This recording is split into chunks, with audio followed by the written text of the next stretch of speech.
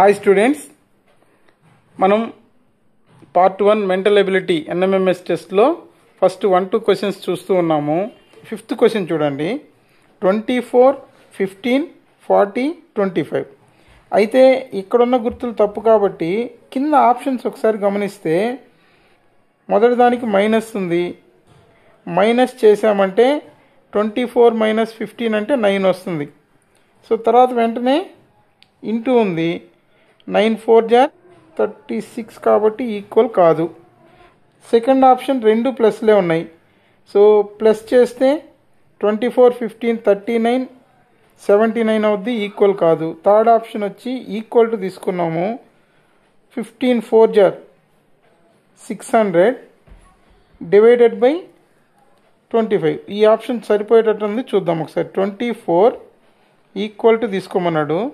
15 into 40 చేస్తే ఇది 600. దీన్ని డివైడెడ్ బై 25తో భాగిస్తే 25 జార్ మనకు 625. ఇది తెలుసు అందరికీ. కాబట్టి 25 24 వచ్చి 600. ఒక 25 తగ్గిస్తే సరిపోతుంది. కాబట్టి ఇక్కడ ఇది సరిపోతుంది. కాబట్టి ఇది 24 ఆన్సర్ వస్తుంది. కాబట్టి 24 ఈక్వల్ అయింది కాబట్టి ఇక్కడ మనము ఈ ఆప్షన్ తీసుకుంటే సరిపోతుంది. థర్డ్ ఆప్షన్ తీసుకుంటే కరెక్ట్ ఆన్సర్ అవుతుంది. 6th క్వశ్చన్ చూడండి.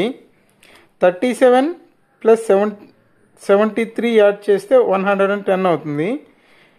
56 54 యాడ్ చేస్తే 110 అవుతుంది. అంటే ఈక్వల్ టు మధ్యలో ఉంటే రెండు వైపులా ప్లస్ పెడితే సరిపోద్ది. కానీ ఆప్షన్స్ ఒకసారి చెక్ చేద్దాము. ప్లస్ ఈక్వల్ టు ప్లస్ ఇవ్వలేదు, అసలు లేదు ఇక్కడ. కాబట్టి ఇక్కడ మనం ఒక్కొక్క ఆప్షన్ చెక్ చేసుకోవాలి. సో ఫస్ట్ వన్ ప్లస్ చేస్తే 110 అవుతుంది. సో ఇక్కడ ఈక్వల్ టు చివరిలో ఉంది కాబట్టి 56ని మైనస్ చేసినా కూడా ఇది కూడా సరిపోతుంది.